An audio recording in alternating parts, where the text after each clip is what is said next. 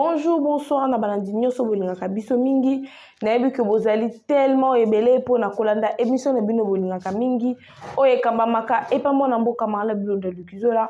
Bon, continuez toujours à commenter, à partager, à liker, bozala wana vraiment ebele na kolanda émission na biso. Bon, continuez toujours à s'abonner, bon s'abonner, bon partager les biso émission parce que on a besoin de nouvelles autoya kanango. Na bilili, il faut ekomakapé et pas bateau tout ça pour s'adresser na bango qui est le chef de l'État et puis le gouvernement congolais. Sans plus tarder, na pesimbote la banditou bazali partout dans le monde entier. Aigle royal colossal de Bruxelles, mes sincères condoléances. Na pesipé du sous-mbote na bande connexion tout bazan la France, Allemagne, Belgique. Bao bazan na Angola, bande connexion Angola, bambote na bino bisika bozali. Merci pour la fidélité, pour la confiance au bopé sa kanaba chaîne na biso. Lelo déjà boza komi tout na mwana mboka eli bino nini mwana mboka ekosola na bino nini mwana mboka memeli bino nini. Il y a de fausses informations où ils ont circulé contre le général Tshibangou. Où ils allaient kotambola tout autour il y a ba mauvais rumeur. Tout ça en cherchant comment est-ce qu'il y a qu'on nuire réputation naie, comment est-ce que il y a qu'on baby ça réputation naie et puis faire de la sorte que à perdre confiance au le chef de l'État et puis le peuple congolais baza couper ça naie. Je vais en parler de ça avant tout dans le bananou. Je vais essayer un peu yako tangela biso et puis vous expliquer c'est quoi le problème. Et puis d'où vient ces faux bruits et puis nani aza à la base ya faux bruits et puis ba nani bazana sima naïm. Toi komona il y a un jeune journaliste qui a publié urgent à l'instant ces deux criminels l'assassin Christian Ndawel et Ndawel et le bandit John Tshibangou sont en Zambie. Ils séjournent depuis 3 jours. Selon mes caméras, ils continuent leur mission criminelle, à savoir enlever des Congolais vivants en Zambie, des Congolais portant détecteur des papiers d'exil sont enlevés, torturés et transportés en Kinshasa. Certaines sont assassinées. La plupart des enlevés sont des Katangais que Elmut Ngeleka accuse de vouloir les renverser. Je n'ai pas encore fini. On va encore lire pour essayer un peu de éclaircir Bissol Soussou. Une fausse information sur qu'il propagée par un détenu journaliste de Kachwebwe qui publie sans vérifier ses sources le général Christian Ndawel est au bureau, tandis que le général John Tshibangou se retrouve à Mbujimaï. Ne cédons pas à la manipulation des opposants. J'ai donné 2 informations pour que vous compreniez si je voulais parler de quoi. La ligne tozonga moi si maman moukié pour que permettre compréhension de comprendre c'est quoi le problème. Il y a un mois passé, bon, quelques semaines parce qu'il n'est qu'un mois té. Il y a eu moi makele les moroboye oh c'est passé qui wapi na niveau ya on appelle ça comment là où maman Fifi Masuka réside le nom ça m'échappe un peu sur Bandeko Bakuko sur Abisso na Lualaba voilà na Lualaba. Le problème c'était quoi? Il y a eu des gens oyo ba financier qui bango pour saluer l'image il y a général John Tshibangou. Comment? Bayaki kokanga ba kota ki na Lualaba pour na kokanga bato bazalaki na ba étranger o bazalaki na ba pièce d'identité comme il faut te donc ba passeport na bango expira ba o bazana ba passeport te bayaki kokanga 3 chinois na 3 chinois na bakanga ki bango le propriétaire et entreprise, Oyo Bango Bakangaki, il avait remarqué que tant Bakangi va employer naye, au Bazala qui n'a pas passeport et tout consort, il a demandé, Banani Bakangi Bango, il a fait de recherches. On dit que c'est le colonel John Tshibangou au lieu de général John Tshibangou. Et puis ensuite, en disant que c'est le colonel John Tshibangou, il a demandé 100 000 $ pour libérer Bango. 100 000 $ pour libérer Bango. Tout le monde a qui Chine, avec le ministre des Affaires étrangères de Chine, avec ça la lettre dans le gouvernement congolais qu'il faut libérer bandeko la bango ba chinois. Bazali na ba passeport na bango complet, bazala problème il m'a côté. Maintenant, les problèmes là et souka ki kaka na lola bate et kenda ki ti na niveau ya Nord Kivu et puis d'autres territoires. Tous ces gens-là cherchaient à nuire la réputation de M. John Tshibangou, il y a général plutôt John Tshibangou, oh là qui na Kinshasa plutôt na RDCT, il était à l'étranger pour des soins médicaux. Azalaki awati. Et ils ont fait leur plan, basali makamuna bango, tout ça n'a pas marché. Maintenant, John Tshibangou vu que Azalaki à l'étranger, il ne connaissait ni de près ni de loin Mamambouana. Lui c'est un grand homme oyo Azako qui pazawana plus de membres sécurité et la République démocratique du Congo. C'est un général, il n'est plus colonel, à comment déjà général depuis longtemps. Maintenant, aujourd'hui, on a quel problème? Quand le général John Tshibangou est revenu ici, il a commencé maintenant à porter plainte, à faire de recherches par rapport à Yabatou, même si en disant colonel ou bien disant général, le nom qui était cité c'était John Tshibangou. Vu qu'il s'agit de son nom, né à Komaki Kolandela Batouana. Maintenant, une deuxième groupe de gens est ok, bazo bimisa siko ba fausse information que le général John Tshibangou il est en Zambie et pourtant le général John Tshibangou il est déjà de retour il y a une semaine et demie, il est en Mbujimayi. C'est là où il est nommé comme général. C'est là-bas, place où il y a ça la musala na yé, il y a qui général les en Mbujimayi. Le problème c'est quoi? Le problème c'est Moïse Katumbi. Les gens vont se poser des questions. Moïse Katumbi a eu Luka Nini. Comment est-ce que Bino Bozolo Baké, le général John Tshibangou avec son collaborateur, mais c'est Christian Ndawel, Oyoyo, Azali collaborateur, ne bazo travailler pour l'intérêt, pour la comment chercher. Koluka que militaire Nabiso est à la comme il faut. Tout ça là vraiment dans militaire comme il faut. Moïse Katumbi, il a pris des gens. Oyo basala ki makambwana, il venait de Katanga. Bato basala ki kupona kokanga ba chinois wana, ce sont les gens du Qatar. Et ça bato bavanda na Katanga. Si le problème va encore revenir comment? Je vous avais dit que Moïse Katumbi cherche toujours à diviser Kasai et Katanga.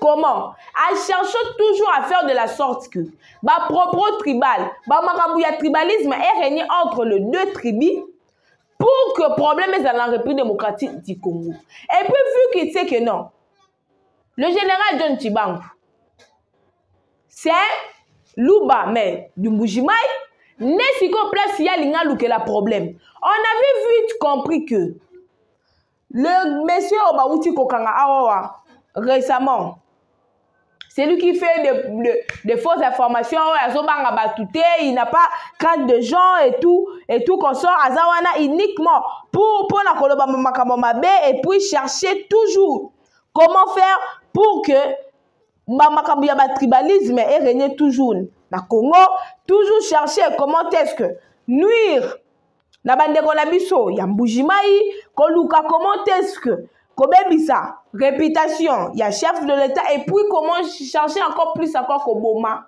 bandeko ya Mbujimayi. Donc, un écota entre les Congolais Bangomoko. Donc, bakoti ça haine pour que leur plan est circulé comme il faut. N'est-ce que que le journaliste en question, il ne réside pas ici. Mais il est financier par Moïse Katumbi. Comment? Vu que cette Kikouni, on a qui Moutouali Bosso, abandaki makambu ya ki tribal, abimise kiango vis-à-vis comme ça, il est arrêté. Maintenant, on va utiliser un journaliste. Pour que non, tout ça la liberté d'expression. Non, parce qu'on disait que le général John Tshibangou, il est en Zambie. Le général Tshibangou n'est pas en Zambie. Le général Tshibangou est en Mbujimaï. Cherchez ça la recherche d'information, vous allez voir que le général John Tshibangou est en Mbujimaï, est en Zambie. Alors qu'il est en Zambie. Et puis pourquoi faut pas le bakara que bateau yazo manipulé, bateau yazo boma, kuna na Zambie, ce sont des Congolais ya Katanga. Tout ça pour chercher comment est-ce que Bakatangé basala lisusu makambo bango basalaka contre bandeko la bango moko ba Congolais. Moi je vais d'abord poser la question. Vous voulez dire que tu payes sa confiance na Moïse Katumbi. Même Moïse Katumbi a été exilé na moment ya Mobutu. Il a été exilé na moment il y a Laurent Désiré Kabila. Il a été exilé na Eria Kabila le père et plutôt Kabila le fils. Et puis maintenant même, il est toujours exilé et pas président Félix. Est-ce que nous-mêmes, les Congolais, on n'a pas de yeux pour voir et puis pour comprendre le problème? Moutou, on a posé son pouvoir, mais son problème est que la bâtiment comme oh ya linga. Donc il y a zaka na province moko oh yé à contact plus oh y a ta source d'énergie na nyoso oh y a s'investira toujours trop. Pourquoi? Donc c'est que ceux qui Moïse Katumbi a sous pouvoir la République démocratique de Congo, donc il sera le président Yaba Katangé, mais non Yaba Congolais, Yaba Mbujimaï, non Yaba Congolais, Yaba Congo central, non Yaba Congolais, Yaba Nord Kivu, non encore président Yaba résident à Kinshasa. Moi, j'ai toujours dit que il y a des gens, moi je vais vous amener le nom du journaliste Wana, il est financé par Moïse Katumbi pour faire tous ces faux bruits au nom il y a général John Tshibangou. Aux autres Moussapi na Mozindo, yeba que carrière na yo kalate zo za la fini parce que biso to koki kotika te que mututu a s'adresser na bato oyo bazo sunga République démocratique du Congo et kende liboso. Le même général John Tshibangou, tu vois là, aboya kokote na ba aboya même ko travailler na Laurent. Pour aya kupoba luka comment est-ce que kokote filtration o le to ko bima la problème wana ti. Le même général John Tshibangou wana. À côté de ma prison, il sorti la sorte, toujours pour l'intérêt de notre pays. Aujourd'hui, on ne peut pas autoriser la journaliste Manko Boye pour venir dire de n'importe quoi. Et puis, qu'il y a fausses informations. Moi, je vais demander, le général John Tshibangou, il y a les journalistes en question. Il faut ça la preuve, il doit être arrêté par ses propos parce que Moutou a tindi abîme. Cette Kikouni, il est là dans la prison centrale, malgré Nyo Sazoloba, il est déjà sorti non à Sakuna. Azo pourri quand on a la prison centrale à Makala. Si qu'on y a aux journalistes, tu t'attends à quoi? Ici, la loi c'est la loi. Bah ça accepter na ba journaliste ou bien na ba padisango na ba analyste ba tutu ba lekaka na média o ba lobela ka politique ba bimisa ba fausse information té. C'est quelque chose oyo ko salela ngo ba prison ya ba né pour kaka propager ba fausse information. Je sais pas qui journalisme ngo ya bino soki botangela ngo ou bien vous connaissez aussi la loi. Quand tu es en train de propager des fausses informations contre autorité, il y a la République démocratique du Congo, il y a que ozali na mbano na yo o yoko sibir. Pour qu'à la prochaine fois, mutu mususu pas ko raisonner pour ya ko propager ma fausse information, à la peine accès, il y a ko propager en côté. Moi je dirais à tous les internautes, à tous les gens au balingaka miso que non, le général John Tshibangou est son collaborateur Christian Ndawel bazana kati ya makambuana te bazana Zambie te bazana Mbujimai. Ils sont là pour chercher comment est-ce que Kimia et Kotana Est. C'est parmi aussi le genre où ils sont déjà la liste pour la Mambouya Nord Kivu. Donc, ne vous laissez pas faire. N'a pas fausse information à journaliste. Je vais venir avec le nom de Mikolo Zoya. Photo la journaliste wana aza nani et puis aza kolukanini. Son problème c'est Moïse Katumbi. Son problème c'est Moïse Katumbi Nemutu Atindiye. Pourquoi ils vont toujours dire que bazo maltraité ma Congolais wana venant des Zambie. Aérodrome oyo bango bazala ki kotonga. Na Mulonde piste wana ya atterrissage wana. Direction nango normal exact direct. Donc point d'atterrissage nango c'est Zambie. Point de départ nango donc phase aller comme phase retour c'est seulement Zambie. Vu que va comprendre que le général John Tshibangou il est contre aérodrome wana pe et pas olandela makambo wana et kendeli et kata na makambo ya aérodrome wana et puis il sait bien que non le général John Tshibangou va lui coincer. Pour la bamambozo sala wana ba aérodrome lokuta wana pour chercher comment côté infiltration. Domoni bazo sala nyonso wana. Pourquoi ba luka pays mususu te bolo ba ke John Tshibangou akei kozala kuna zo nyoko la ba Congolais. Pourquoi toujours vous à la Zambie? C'est parce que on vous a intercalé. Ba plan na bino tout bozo sala et si mbaté des problèmes na bino nde yangwana. Moi nous on connaît ba plan na bino nyonso bozo sala. To yebi yango bien. Moi, je vais dire aux Congolais que non, les généraux comme de John Tshibangou, il faut te mettre la maboko, il faut te continuer comme on de la pour parce que baza muki. Les problèmes avec Moïse Katumbi, au sala nyon sokoki ko sala, tinara li susu batu, financer li susu batu. Pour venir chercher comment va salio, pour venir toujours chercher comment va sala encore ba propos tribal. Pour que va sala ba drapeau ya lokuta. Nous, on vous dit que awana République démocratique de côté ma communauté. Si toi tu avais pas l'intérêt à cause ya koya, ce qu'on a qui n'est là comme ma bête, attention ma bête. Par rapport ya aérodrome wana Mulonde, pourquoi pas? Ok, là qui conseille ordre d'autorisation pour bandotonga aérodrome wana. Et puis pourquoi au Kimaki?